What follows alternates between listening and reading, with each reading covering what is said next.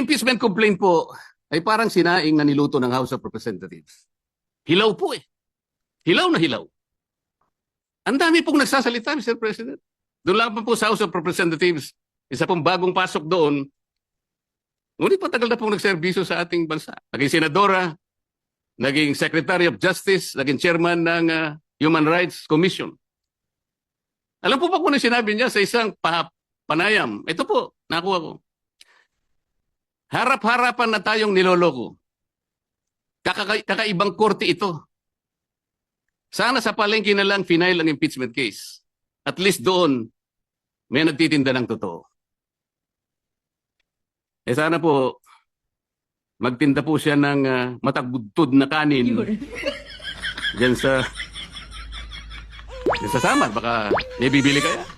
Pwede kaya siyang pumunta dyan sa Pampanga po para magbenta ng magadto na kanin.